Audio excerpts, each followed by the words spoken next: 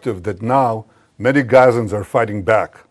They're begging us, they're begging the world, free us, and free Gaza from Hamas. No nation can accept a genocidal terrorist organization, an organization committed to its annihilation, a stone's throw from its citizens. Our goal is not to occupy Gaza. Our goal is to free Gaza, free it from Hamas terrorists. The war can end tomorrow if Gaza, or rather if Hamas lays down its arms and releases all the remaining hostages. Gaza will be demilitarized. Israel will have overriding security responsibility. A security zone will be established on Gaza's border with Israel to prevent future terrorist incursions. A civilian administration will be established in Gaza that will seek to live in peace with Israel. That's our plan for the day after Hamas, and let me summarize it. 5 principles for concluding the war. 1, Hamas disarmed. 2nd, all hostages freed. 3rd, Gaza demilitarized. 4th, Israel has overriding security control. And 5, non-Israeli peaceful civilian administration. By that I mean a civilian administration that doesn't educate its children for terror, doesn't pay terrorists, and doesn't launch terrorist attacks against Israel. That's what we want to see in Gaza. So it's neither Hamas nor the PA. That's our plan. Given Hamas's refusal to lay down its arms, Israel has no choice but to finish the job and complete the defeat of Hamas. Now, we've done a great deal. We have about 70 to 75% of Gaza under Israeli control, military control. But we have 2 remaining strongholds, okay? These are Gaza City and the central camps in the Muasi. That's roughly, it's schematically presented here, but it's fairly accurate. Last Thursday, Israel's Security Cabinet, instructed the IDF to dismantle the 2 remaining Hamas strongholds in Gaza City and the central camps.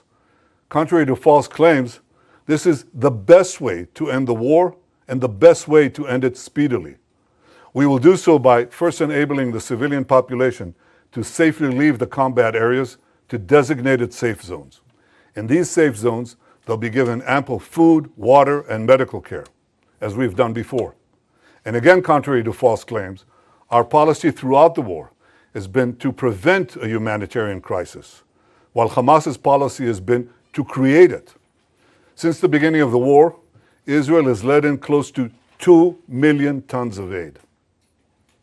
I know of no other army that has enabled such aid to go to the civilian population in enemy territory. Now, if we had a starvation policy, no one in Gaza would have survived after 2 years of war. But our policy has been the exact opposite. We let in, as I said, almost 2 million tons of aid and sent millions of text messages, millions of phone calls to Gazans to get out of harm's way. Yet in the last few months, Hamas has violently looted the aid trucks meant to get to Palestinian civilians. They deliberately created a shortage of supply. And the UN consistently refused, until recently, to distribute the thousands of trucks that we led into Gaza through the Kerem Shalom crossing. So our problems, we've had tons of uncollected food rotting on the Gazan side of the border because the UN was and still is unwilling to deliver all of it. Here are the tons and tons and tons of humanitarian aid that Israel led in to the Gazan side of the Kerem Shalom crossing. It's just sitting there because it's not distributed. So now we're going to go around this obstacle. We are going around it by doing 3 things. 1, can I show this, please? Okay. Designating safe corridors for humanitarian aid distribution. No, that's showing the problem, not showing the solution, but here it is. First, designating rather safe corridors for aid distribution. You can drive trucks there and you'll be safe. Second, increasing the number of safe distribution points managed by the Gazan humanitarian foundations. And 3, airdrops. That's airdrops done by the Israeli Air Force, and we're inviting others to join us. The result has been a humanitarian surge, which we're coordinating with President Trump and his team, and hundreds of trucks have gone in recent days. This is preventing hunger, but it's not prevented the global campaign of lies that we have all witnessed. So in Gaza, despite Hamas's obstacles, 2 million people are now getting access to humanitarian aid. But I'll tell you who isn't. The only ones that are being deliberately starved in Gaza are our hostages. This is Evyatar David. Look at his hand, at his arm. He's being deliberately starved by these Hamas monsters. And look at the Hamas captor. Look at the difference. He's eating, and he's eating well. The purpose of this news conference is to puncture the lies and spread the truth. But that distortion has been propelled around the earth, almost the way that the Jewish people were maligned in the Middle Ages. Every massacre of the Jewish people was preceded by massive vilification. We were said to be spreading vermin to Christian societies. We were said to be poisoning the wells. We were said to slaughter Christian children for their blood.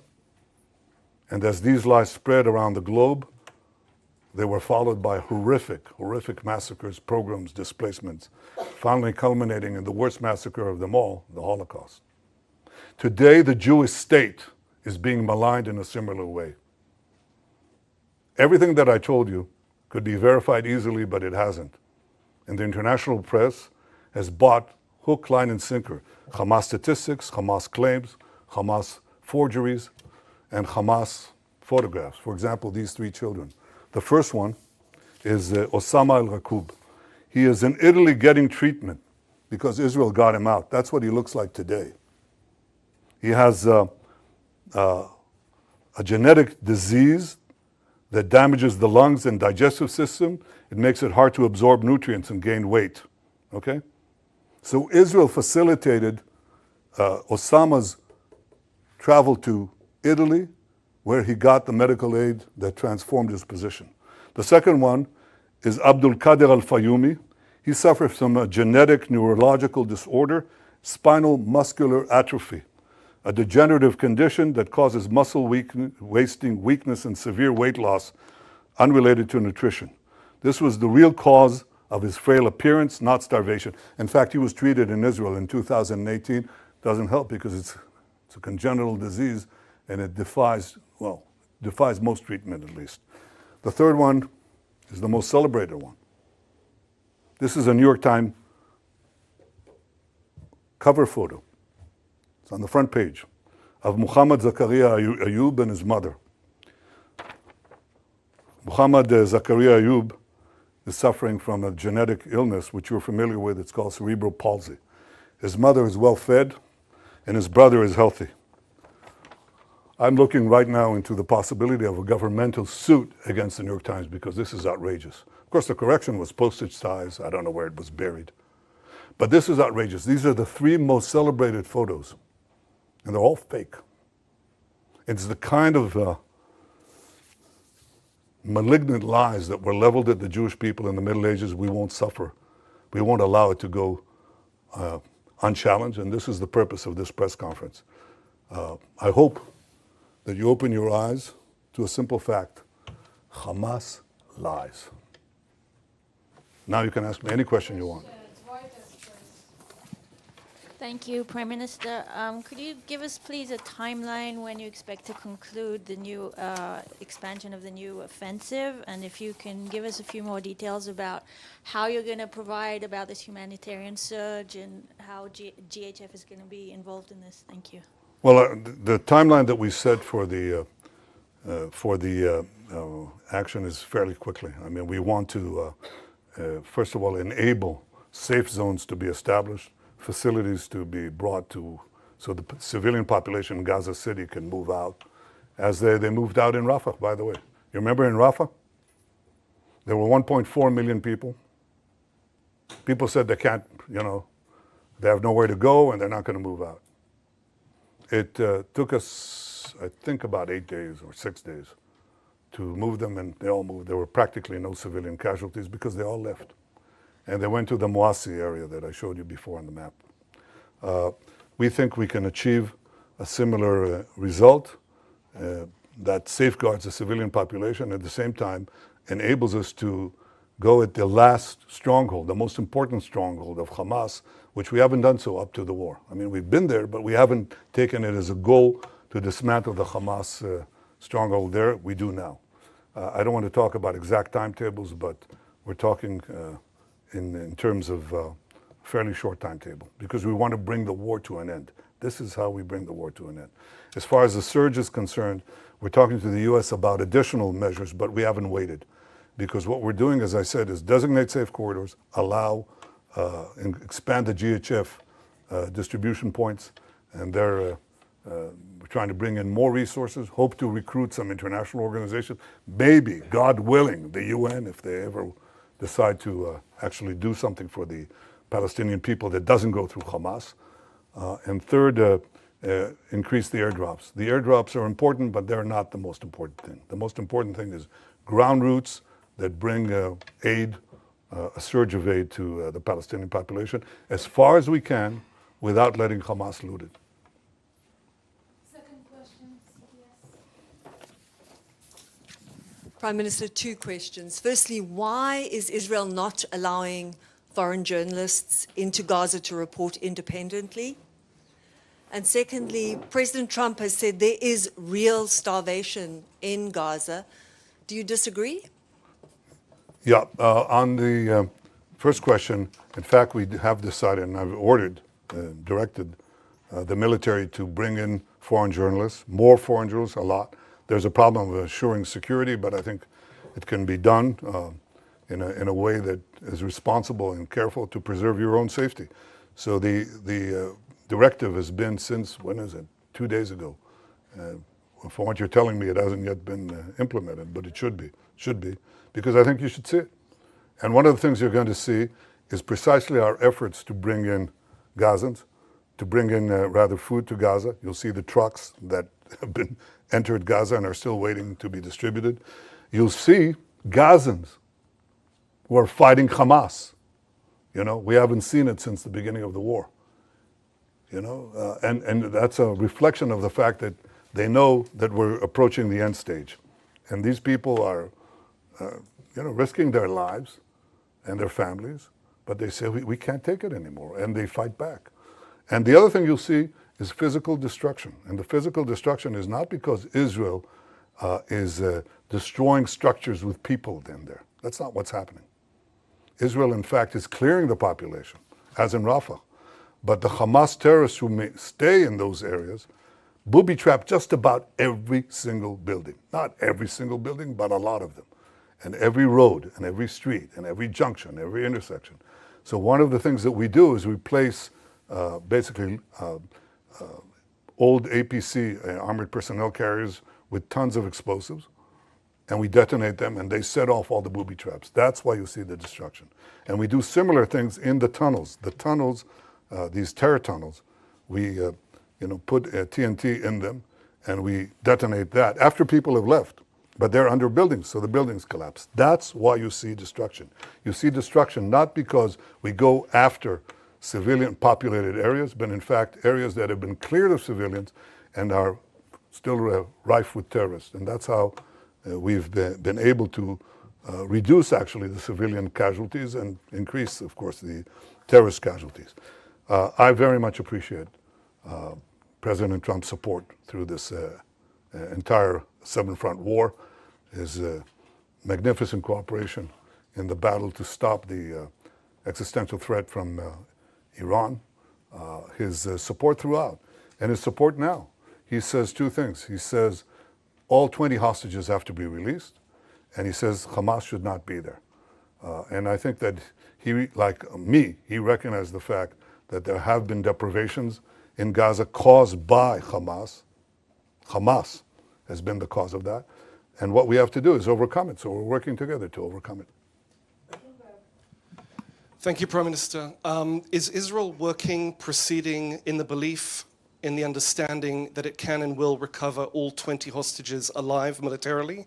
Or is it proceeding in the belief or understanding that conditions of their captivity, Hamas strategy, will make that impossible?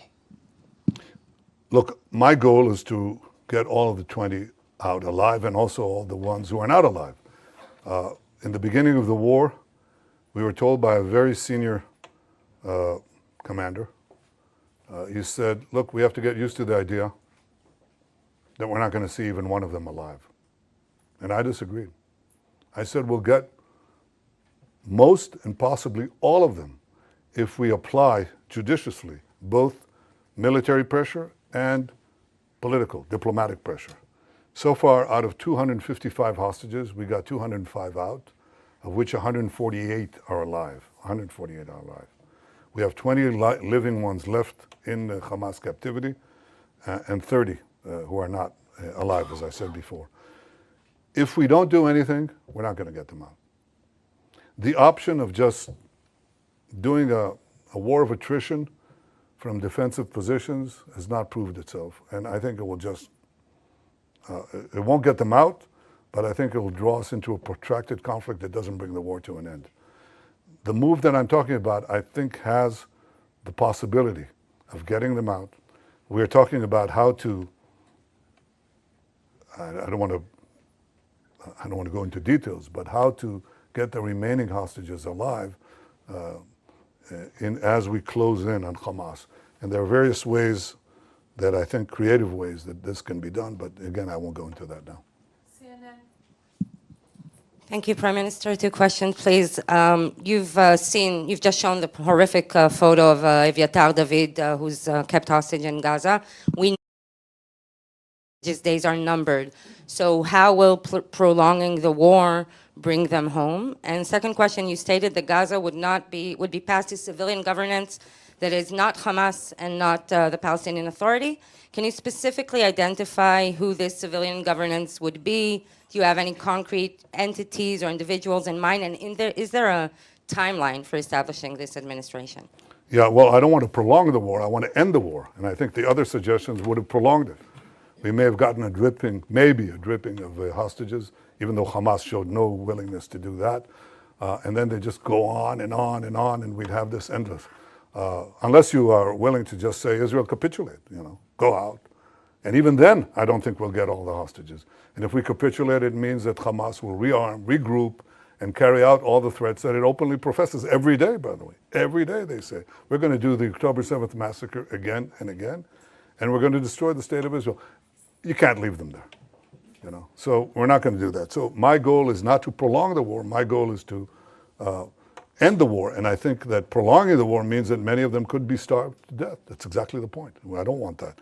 As far as the specific partners for the civil governance of Hamas, we're actually, I think the 5 principles are generally widely accepted. And it's instructive that some of the Arab countries, quite a few of them actually, said that Hamas has to be disarmed. I think this is the starting point. And look at what is happening in Lebanon as a result of our action. The Lebanese government, the new Lebanese government, is talking about disarming Hezbollah. Who would have believed it? Well, some of us did. I did. And that's changing the Middle East, as I promised to do on the second day of the war. I think in this case, if we succeed in this effort to basically end the war by defeating Hamas, its remaining strongholds, there are several candidates. There are several candidates that we're talking about, several constructs. And it's a transitional period. It's a transitional authority. It's going to be there because we don't want to, contrary to what I said, we want a security belt, but right next to our border. But we don't want to stay in Gaza. That's not our purpose. At least not my purpose. And I openly state, including to those who disagree with me. And there are some who do. But I think that our goal is to make sure that Hamas isn't there and that what replaces Hamas does not educate for terrorism, pay for terrorism, launch terrorism, but is willing to live in peace. There are candidates. I don't want to spoil the chances of succeeding here because I think they're real, but they're real providing we finish the job. See, no one's going to go in there if we don't finish the job. We can talk about the day after until eternity. No one's going to go in there unless we finish Hamas, and we're able to finish Hamas, and we will finish Hamas. Yes, Welt TV Germany. Thank you, Mr. Prime Minister. So the German Chancellor has once again defended his decision not to send weapons to Israel, which can be used in Gaza.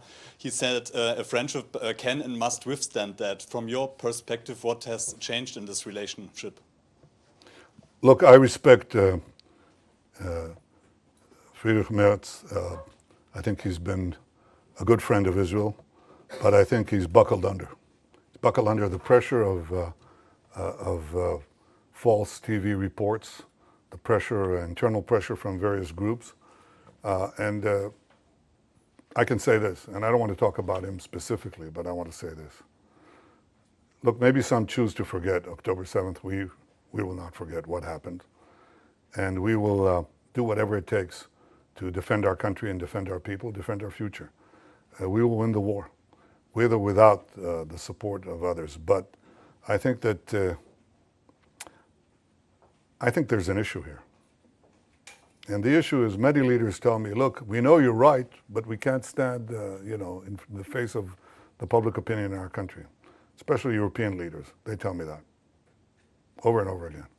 And I say, that is your problem. It is not our problem. It is not our problem. You know? In Munich, everybody celebrated Munich. Everybody celebrated the capitulation in Munich, the Munich Peace Conference, peace in our time. Okay? And everybody lambasted Churchill, who opposed it. So what? The difference now is maybe they thought then that there was a real chance for peace by succumbing to the Nazis. But I don't believe anybody seriously thinks that now. And we're facing neo-Nazis. You know, Chancellor Merz's predecessor was here, okay? And he, on the first or second day of the war, he was there, on the first days of the war. And he said to me, they're exactly like the Nazis. And they are. And we're not going to leave. We're not going to leave the remainder of the Nazi army, in the equivalent of Berlin. You know, don't go into Berlin and don't finish off the Nazi army, the German army. Of course not. I mean, that's what people are telling us to do. And I'm not going to do it. And the Israeli people are not going to do it. We're going to do it. And we have enough criticism within, but the majority of the people, if you really check it, the majority of the people say, that's a result we can't afford if we want to live here. So we're going to do what we need to do. And I hope that Chancellor Merz changes his policy. And you know when he'll change his policy? For sure? When we win.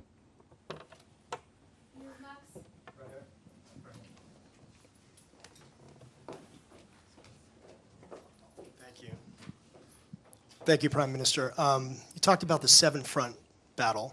There's an 8th front, the propaganda war, the information war. Is Israel winning or losing this war? And also, have you spoken with President Trump since the Security Cabinet approved this plan? If so, can you share some of the details of that conversation? If not, do you plan on speaking with him at some point soon? And is he planning to also come to Israel at some point? Well, I suggest you ask him that. But I haven't spoken to him since next Thursday. Yes, I intend to speak to him very soon. You asked about, sorry, could you repeat the first part of your question? The first part was about the propaganda. Oh, the propaganda war? Well, look, no, I think that we've not been winning it, to put it mildly. I think there are vast forces that are arrayed against us. Among other things, the algorithms of the social network that are driving a lot of everything else, you know.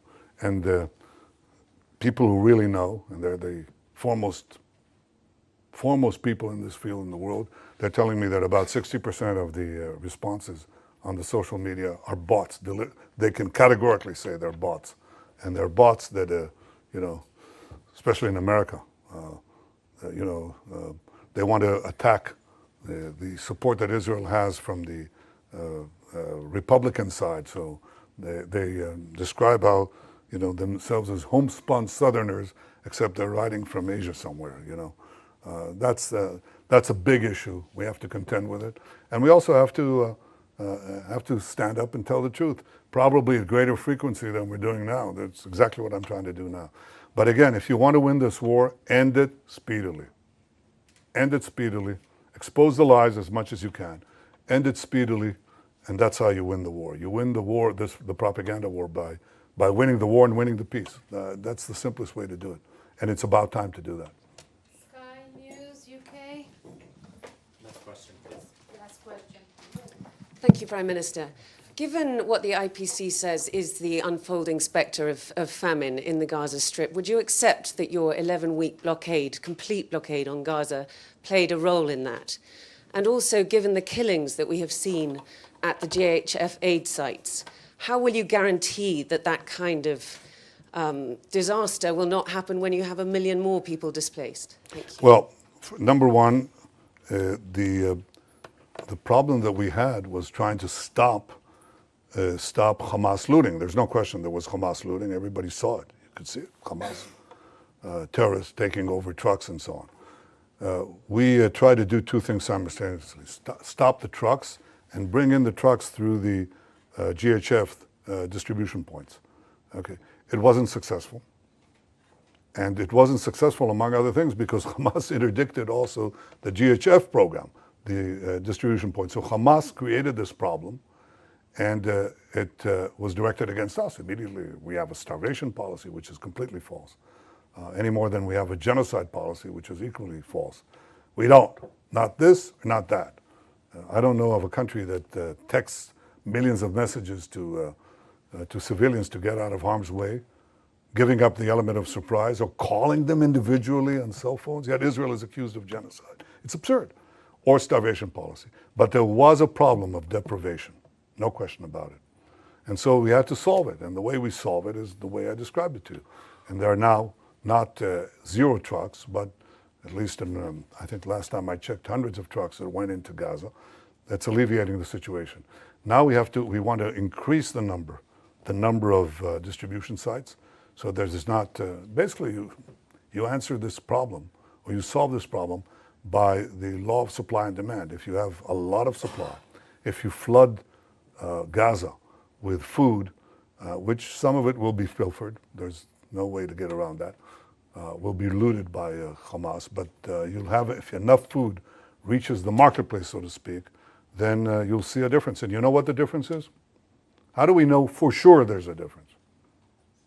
Because we monitor, as any one of you could, the price of food in Gaza. It's plummeted. It's plummeted ever since that we decided to take to do the humanitarian surge. And it'll plummet more if other countries join us. So I called on other countries to join in the airdrops. I actually called them to help persuade the UN to move those trucks. Because every truck that goes in brings down the price of food. That's what happens. And when you have no shortage like that, then you don't have also the crowding around distribution points.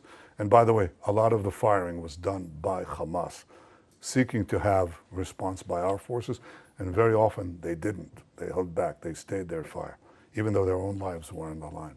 Yeah. We're done. Thank you, Prime Minister. We're done? We're done. Thank you. Well, I couldn't resist that one. Thank you. Matthew Doran from ABC Australia. Oh, okay. Matthew Doran from ABC Australia. You've Yeah. seen countries such as the UK, Canada, France say that they will support Palestinian statehood in the next short while. You've described that as a reward for Hamas here. Other countries like Australia are also walking down this path, not quite there yet. How much of this is a reward for Hamas, and how much of it is actually countries like those who have repeatedly said Israel does have a right to defend itself, but are now struggling to stomach what they're seeing you and your military doing in Gaza? Well, first of all, those who say that Israel has a right to defend itself are also saying, but don't exercise that right. When we do what any country would do faced with this genocidal terrorist organization that has performed the worst attack on Jews since the Holocaust, I think we're actually applying force judiciously, and they know it. They know what they would do if right next to Melbourne or right next to Sydney you had this horrific attacks. I think you would do it, at least what we're doing, probably maybe not as efficiently and as precisely as we're doing it. We've lost quite a few soldiers in that effort. But that's the first thing. I think that the second thing you ask is Palestinian state. Well, the assumption, the prevailing assumption in this is that the problem that we have with the Palestinians is the absence of a Palestinian state. And if they were given a Palestinian state, they would stop the efforts to destroy the Jewish state. But the Palestinians were offered a state many times, including in the partition resolution, and they turned it down. They were offered statehood by my predecessors with lavish concessions. They turned it down. Because the Palestinians are not about creating a state, they're about destroying a state. That's why they opposed the Jewish national movement to create a state. It's called Zionism. They opposed it before the inception of the Jewish state, and they've opposed it since. They've opposed it when they had the Judea and Samaria, the West Bank, and Gaza in their hold. They didn't say, let's create a state there. They didn't say that. Because again, their goal is the destruction of a state. It defies imagination or understanding how intelligent people around the world, okay, including seasoned diplomats, government leaders, and respected journalists, fall for this absurdity. It's so easy to verify, you know. And look at the PA, okay? Look at the Palestinian national movement today is divided, okay? Divided between two forces, okay? The Palestinian Authority in Judea and Samaria and Hamas in Gaza, okay? Hamas in Gaza had a de facto state. It had a state. And it used it to launch a war of terror against Israel because their doctrine is that the destruction of Israel should proceed with forceful and direct military and terrorist moves. That's what they did on October 7th. And that's what they'll do again if we don't destroy them. The Palestinian Authority, on the other hand, says no. First, Israel has to be reduced to indefensible boundaries. You've got to get them out with the ICC, with the UN, with the Security Council resolutions, drive them to indefensible boundaries, and then deliver the blow, because Israel is too strong in its present configuration. These discussions are open, they're held. Anybody, you don't need Israeli intel for it, believe me, okay? You can just scour the web, you'll find it, okay? So they have no difference about the goal. That's why the Palestinian children in Judea and Samaria and the Palestinian children, that is the Palestinian children under the PA and the Palestinian children under Hamas, are educated with exactly the same textbooks. That's why the PA calls its public squares against mass killers of Jews. That's why they have pay for slay. The more Jews you murder, the more you get paid, or your family gets paid. I mean, so that's the crux of the problem. The real reason that this conflict persists is not because of the absence of a Palestinian state, but the persistent Palestinian refusal to recognize a Jewish state in any boundary, okay? Now, when you give them a Palestinian state, when they haven't abandoned the goal of destroying the Jewish state, all you're doing is you're bringing the next war closer. Again, Hamas had a state. You just brought the war closer. And if you did the same thing in Judea and Samaria, right above Tel Aviv, enveloping Jerusalem, some say cutting Jerusalem into two, that's all that's going to happen. You're going to have the radicals again take it over, Iran take it over, and start a state from improved boundaries, start a war with improved boundaries. That's not going to happen. I think the solution to this problem is that the Palestinians should have all the powers to govern themselves in the places where they live and none of the powers to threaten Israel. They should obviously reform their whole education system. They should reform their whole historical outlook and say, all right, we accept that Israel is here to stay, not as a fact, as a physical or geographic fact, but as a fact of historical equity. If they want to live here next to us, they have to stop seeking our destruction. And to give them an independent state with all the trimmings, okay, is to invite a future war and a certain war. And that's something that today the Israeli public forcefully opposes. Before the war, by the way, it was about,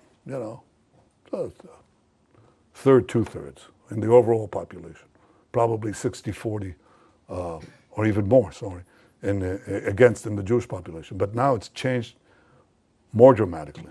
I mean, we had a vote in the Knesset a few months ago about the possibility of, having a Palestinian state. And the result was 99-9. 99-9. And that covers a very broad spectrum. And today, most of the Jewish public is committed is against the Palestinian state for the simple reason that they know it won't bring peace, it'll bring war.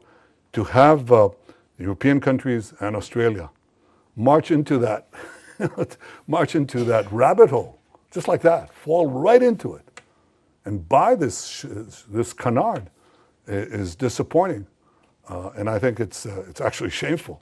But it's not going to change our position.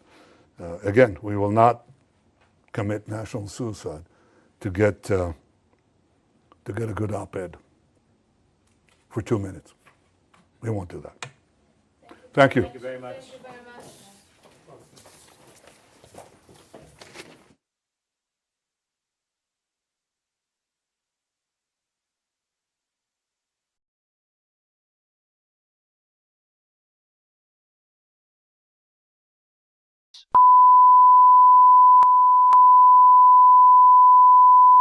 This is the primary audio circuit for the Reuters Live service.